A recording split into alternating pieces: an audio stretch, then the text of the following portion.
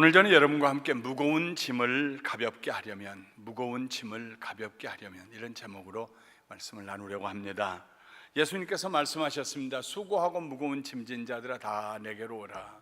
이 말씀을 좀 길게 풀어서 읽으면 이런 뜻입니다.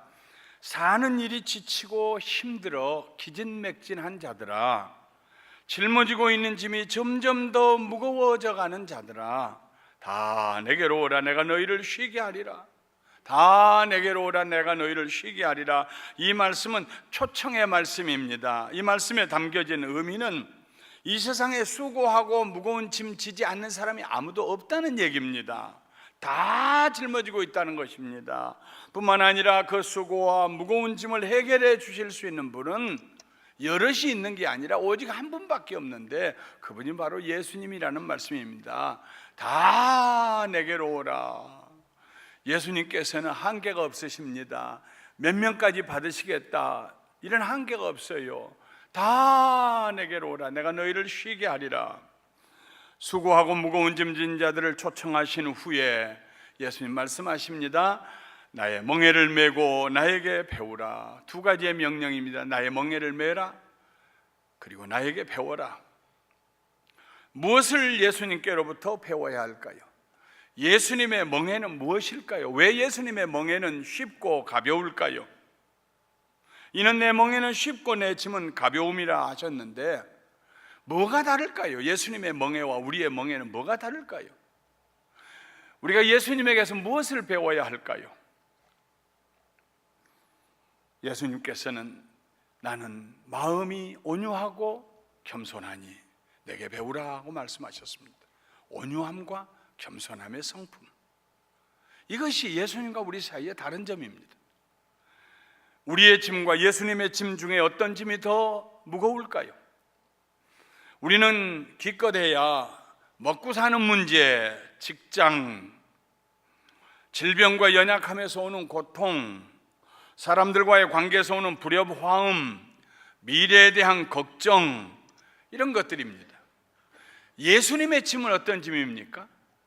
인류 모든 사람들의 죄를 짊어지시고 자기가 그 죄를 다 죄를 지으신 것처럼 역임을 당하시며 하나님 아들, 그 자신이 하나님이신 예수님께서 사람이 되어서 십자가 위에 벌거벗고 못 박히시는 수치와 고통, 그것이 예수님의 짐이었습니다. 우리의 짐과 예수님의 짐을 비교할 수 있을까요?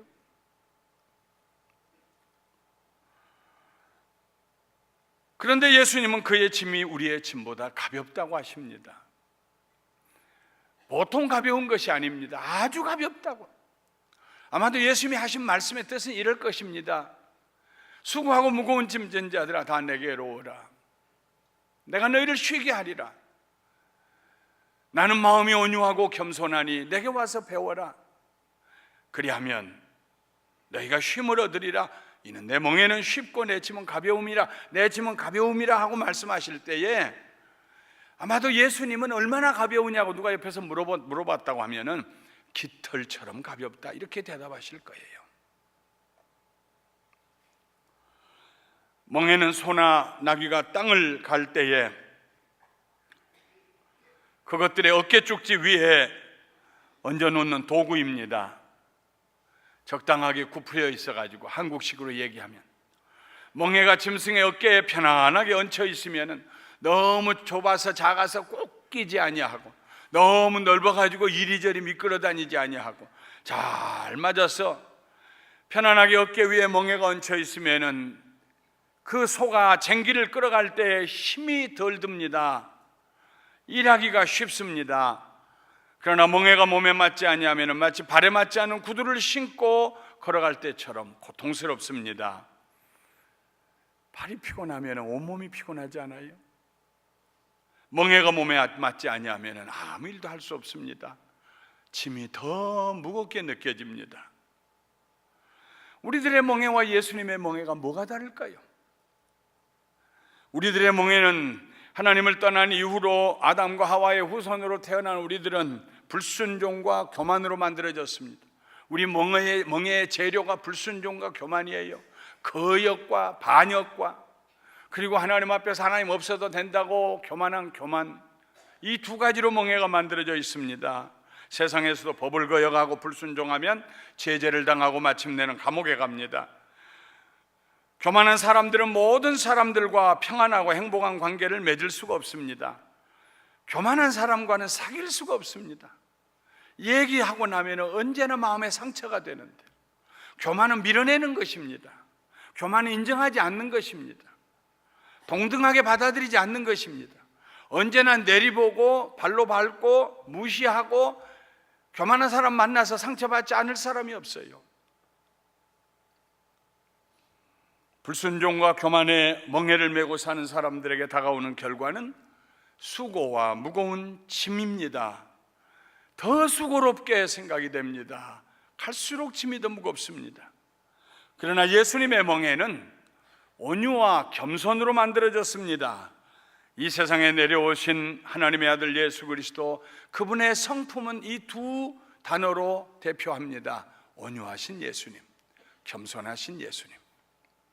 그래서 예수님의 멍에는 쉽습니다. 매기가 아주 이지합니다. 그 멍에로 짐을 짊어지면 가볍게 느껴집니다. 옛날에 시골에서, 요즘이야 그런 분들이 없지만 옛날엔 다 지게에다 짊어지고 이렇게 다녔잖아요. 근데 이 지게가 자기에게 맞아야 해요. 멜빵으로 이렇게 해가지고 지게를, 그게 자기에게 맞아야 돼요. 이게 너무 작아가지고 꼭 끼면은 이게 뒤에 짊어진 짐이 왔다 갔다 하다 넘어져요.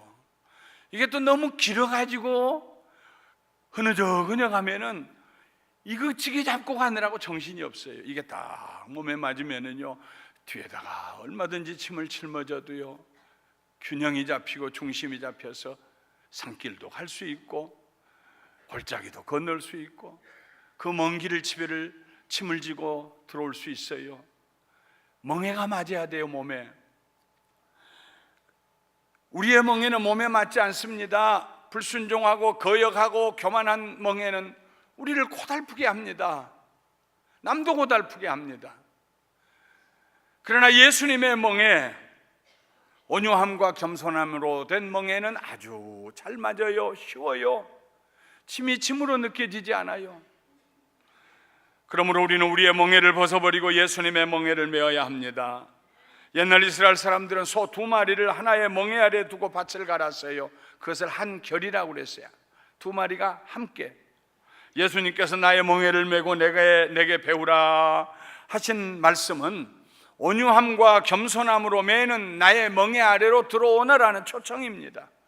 너의 불순종과 교만함의 멍에를 벗어버리고 내 멍에 아래로 들어오너라. 내게 배워라. 내 멍에는 온유함과 겸손함이다 하는 말씀입니다. 온유함은 온화하다는 뜻입니다.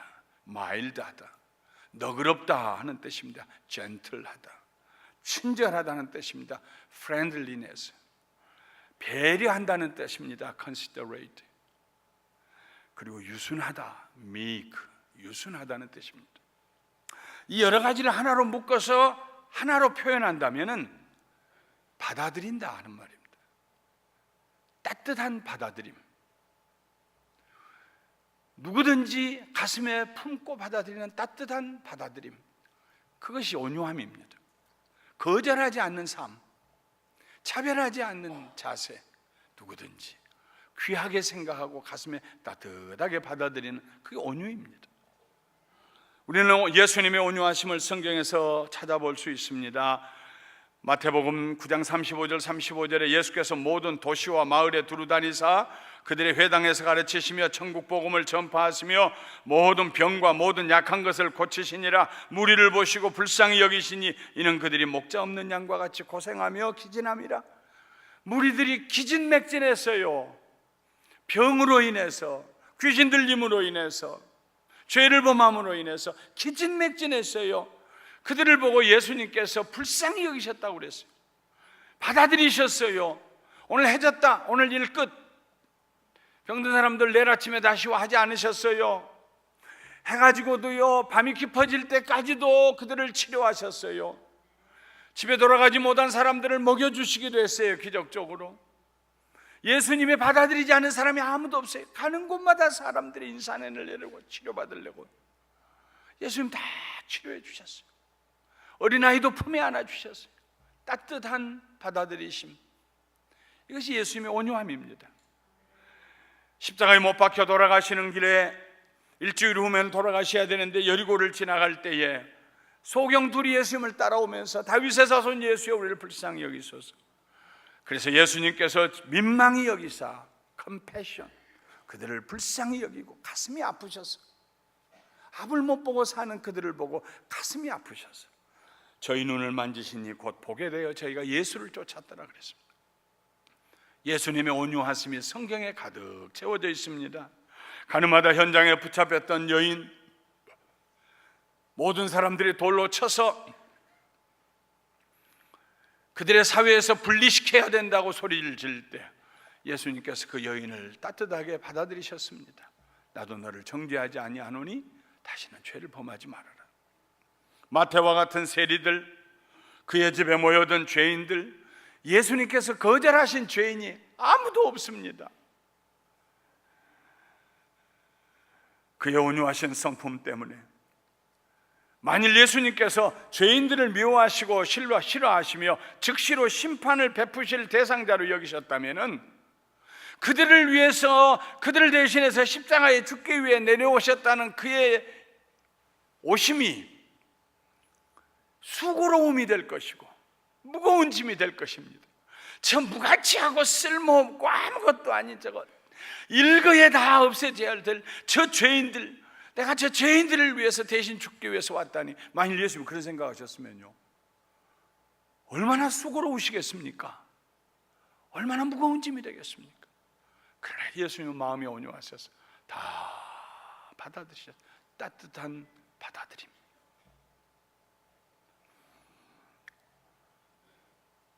그 온유하신 성품 때문에 예수님은 모든 죄인들을 받아들이셨고 그들에게 복음을 전하셨으며 마침내 모든 죄인들이 변화되어 예수님의 제자들이 되게 하셨습니다.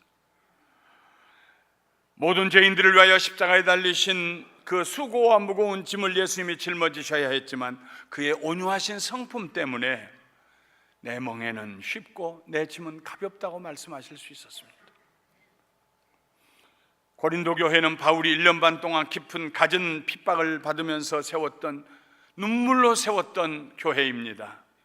그러나 그가 떠난 후에 고린도 교회 성도들은 바울의 가슴을 아프게 했습니다. 바울은 사도가 아니라면서, 가짜라면서, 예수님을 본 적도 없다면서, 바울은 글은 잘 쓰지만 말은 둔해, 아이고 외모도 그렇잖아, 이런 얘기가 바울에게 전해왔어요. 얼마나 가슴이 아팠겠어요. 배은망덕한 사람들, 내가 자기들을 위해서 얼마나 수고하고 얼마나 노력하고 얼마나 눈물을 흘리고 얼마나 매를 맞았는데, 만일 바울이 그의 마음에 온유함이 없이 바울을 비난하고 뒤돌아서서 욕하는 그 고린도 교인들을 받아들이지 않았다면, 따뜻하게 용납하지 않았다면 그의 복음 전하는 일이 감당할 수 없는 무거운 짐이 됐을 것입니다. 그의 수고가 감당할 수 없는 수고가 됐을 것입니다. 아마 바울은 중간에 포기했을지도 몰라요. 그런데 바울은 그러지 않았습니다. 그의 달려갈 길을 끝까지 달려갔습니다. 어떻게 바울은 그 무거운 짐을 짊어질 수 있었을까요? 예수님에게 배운 온유함 때문에. 과거의 바울 같았다면 손에다 칼을 들고 모두 다 처리했을 터입니다. 그러나 고린도후서 12장에 바울은 말합니다. 이제 그리스도의 온유와 관용으로 친히 너희를 권하노니 By the meekness and the gentleness of Christ I appeal you. 내가 너희에게 그리스도의 온유함과 관용으로 너희를 권한다. 바울의 이런 온유한 성품은 어디에서 왔을까요? 고린도후서 12장 7절부터 10절에 바울은 말합니다. 자기 몸에 가시가 있었어요. 병들고 고통스러운, 자기만 하는 게 아니라 다른 사람들도 다 보는, 아마도 바울이 다른 사람은 기도해서 고쳐주면서 왜 자기는 고치지 못하나, 이런 가시가 있었어요. 그래서 하나님께 기도해서 3번 하나님이 가시를 내게서 뽑아주세요, 치료해 주세요. 그런데 3번 간구하고 난 다음에 하나님께서 바울에게 말씀하셨습니다. 내 은혜가 너에게 족하다. 이는 내 능력이 약한 데서 온전하여짐이니라. 내 은혜가 너에게 족하다. 네가 약할 때에 내 능력이 나타난다. 그 말씀을 듣고요, 도리어서 마음을 돌이켜서 그 다음에는요 크게 기뻐했어요. 무엇을 기뻐했느냐? 자기의 약함을, 자기의 가시를 기뻐했어요. 자랑도 했어요. 왜냐하면은 아이고, 그리스도의 능력이 내게 임해서 나를 더 능력 있게 사용하기만 하신다면은 가시가 문제입니까? 하나님 고맙습니다, 감사합니다 하고 자기의 연약함을 자랑했는데, 그러므로 내가 그리스도를 위하여 약한 것들과 능력과 궁핍과 박해와 공고를 기뻐하노니 이는 내가 약한 그때 강함이라. 그러므로 that is why. 왜 내가 이런 걸 기뻐했느냐? 그가 기뻐하는 것이 5가지입니다. 그는 약한 것들을 기뻐한다고 그랬습니다. 이 약한 것들이라는 말의 문자적인 표현은요, 중환자실에 누워있는 그 말입니다. ICU에 지금 입원해 있어요. 일어나지도 못하고 이런 상태에 약해 있는 그 상태를 자랑했어요. 능력, 언어나 신체적으로 가해지는 공격입니다. 궁핍, 무엇인가 필요한 상태입니다. 박해, 핍박을 받는 것이요. 곤고, 이 곤고라는 것은 문자적으로 해석하면 공간의 협소함입니다. 어떻게 움직일 수가 없어요. 움짝달싹할 수가 없어요. 떠나갈 수도 없고 자리를 비울 수도 없고, 아이고 어딘가 좀 훌쩍 떠났으면 좋겠는데 그냥 그 자리에서 움직일 수도 없이 갇혀있는 것 같은, 그게 공고입니다. 그런데 바울은 이 5가지의 연약함 가운데서도 기뻐한다고 그랬어요. 왜냐하면 그 연약함 가운데 하나님의 능력이 나타나기 때문에. 그것들이 더 이상 바울에게 수고와 무거운 짐이 될 수가 없었습니다. 만약 하나님의 말씀에 바울이 불순종하고 거역했더라면, 옛날처럼 교만했더라면 복음을 전하는 그 무겁고 수고스러운 짐을 더 이상 짊어질 수가 없었을 터인데, 예수님을 닮아 예수님의 성품을 배워서 온유한 사람이 되었기 때문에 그에게 그것은 짐이 아니었습니다. 한 아이가 다리를 저는 다른 아이를 등에 업고 힘들게 걸어가고 있습니다. 업고 가고 있는 아이도 업힌 아이도 거기서 그만합니다. 지나가던 한 남자가 안 되었다는 듯이 말합니다.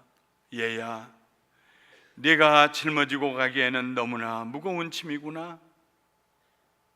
그러자 그 아이가 대답합니다. 아저씨, 짐이 아니에요. 얘는 내 꼬마 동생이에요. wee brother, W-E-E, 내 꼬마 동생이에요.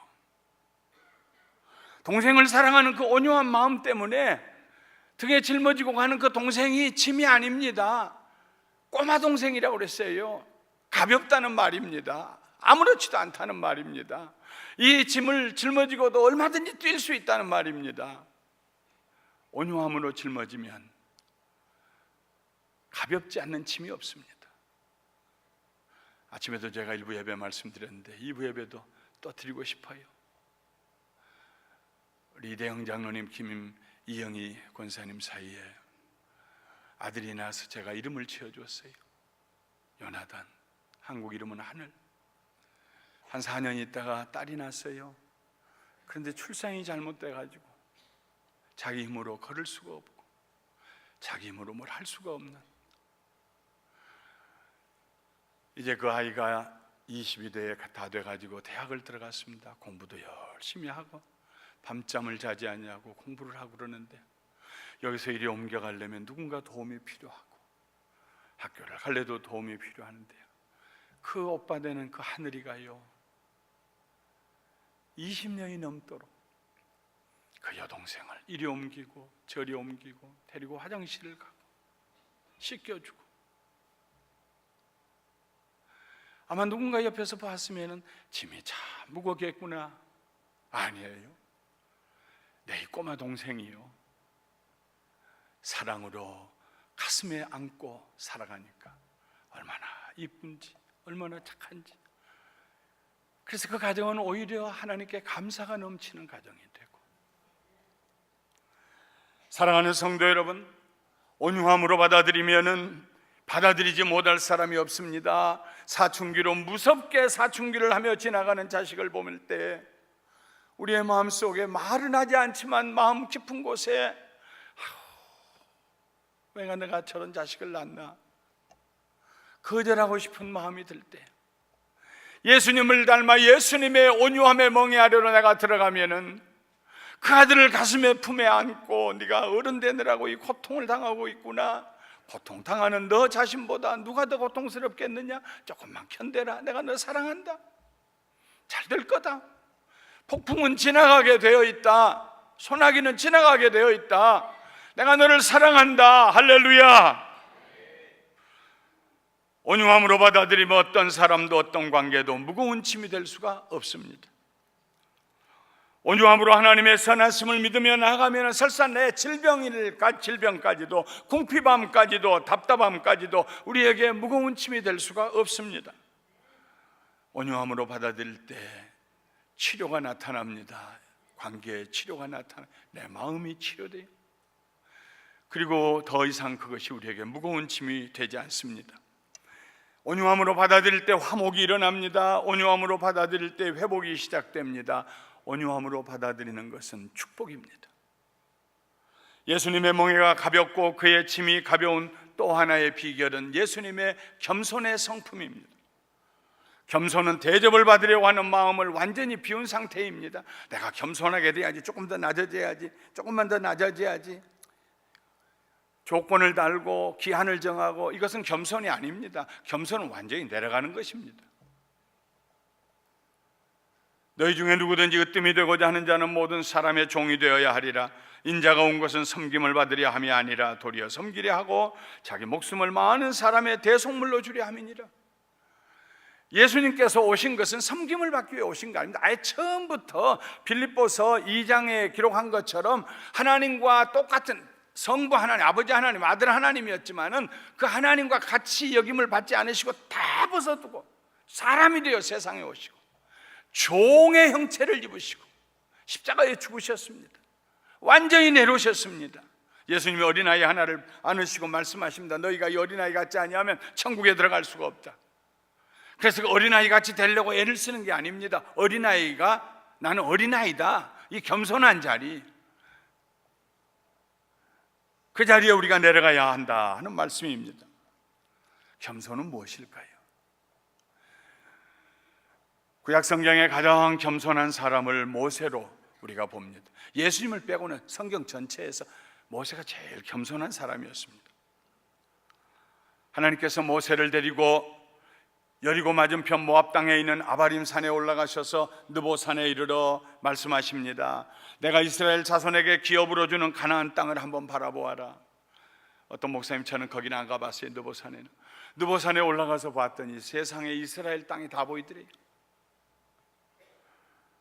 내 형 아론이 호르산에서 죽어 그의 조상에게 돌아간 것 같이 너도 올라가는 이 산에서 죽어 네 조상에게로 돌아가리니 이는 너희가, 네 형 아론과 너희가, 이 두 사람을 얘기합니다. 신광야 가데스의 무리바 물가에서 이스라엘 자손 중 내게 범죄하여 내 거룩함을 이스라엘 자손 중에서 나타내지 아니한 까닭이라.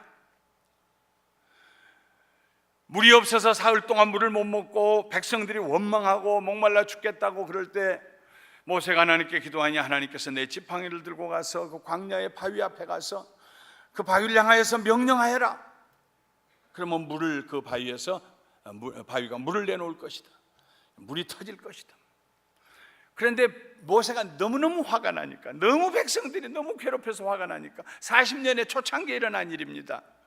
가서 그냥 그 지팡이로 막 바위를 막 때렸어요. 내가 너희에게 물을 줄까? 물을 주랴 하고 때렸어요. 그것이 하나님의 영광을 가리웠습니다.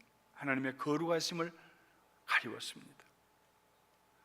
40년 광야를 다 지나고 가나안 땅에 들어가기 전에 하나님이 모세를 산 위로 데리고 가셨어요. 한번 봐라. 그러나 여기까지다. 넌 이제 죽을 것이다. 내 형 아론이 죽은 것처럼 너희 둘이 백성들 앞에서 내 거룩함을 흠이 가게 했다. 그러므로 가나안 땅에 못 들어간다. 여기까지다. 그때요 모세가 하나님 앞에 왜요? 뭘 그걸 가지고 그러세요? 하지 않았어요. 하나님께서 여기까지라고 말씀하신 그 한계 안에 머물기로 모세는 작정했습니다. 예수님께서도 십자가를 앞에 두고 할 수 있으면 이 죽음의 잔을 내게서 지나가게 하옵소서. 그러나 내 뜻대로 마시고 아버지의 뜻대로 하시옵소서. 아버지의 뜻이라고는 한계 안에 자기가 머물기로 작정했습니다. 왜요? 나는 어떡하라고요? 나는 뭐예요? 하나님께서 나에게 어떤 한계를 정하셨다 그러면, 절대 주권을 가지고 계신 하나님께서 나에게 어떤 한계를 금을 그어주셨다면, 때로는 그 한계가 우리의 죽음일 수도 있고, 하나님께서 우리에게 어떤 한계를 그어주셨을 때에 겸손함으로 받아들이고 감사함으로 받아들이는 것. 모세는 그렇게 살았고 예수님이 우리에게 그런 모범을 보여주셨습니다. 겸손은 낮아지려고 애쓰는 것이 아닙니다. 겸손은 자기가 낮은 곳에 있음을 인정하는 것입니다. 하나님을 전적으로 의지하고 하나님의 절대 보호하심 가운데 있으며 하나님의 도움이 없이는 아무것도 할 수 없음을 인정하는 것이 겸손입니다. 예수님은 십자가 위에서 내 영혼을 아버지께 부탁하나이다 하고 돌아가셨습니다.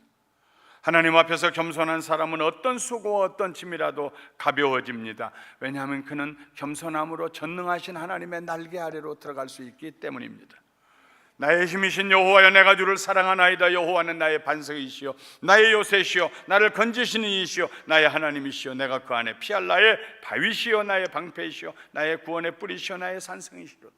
거기다 다윗이 하나 더 첨가하지 않았습니다. 그리고 나는 군대가 많습니다. 이런 말 하지 않았습니다. 전적 의지. 내가 여호와 영원히 주의 장막에 머물며 내가 주의 날개 아래로 피하리이다. 시편 61편 4절. 내가 주의 날개 아래로 피하리이다.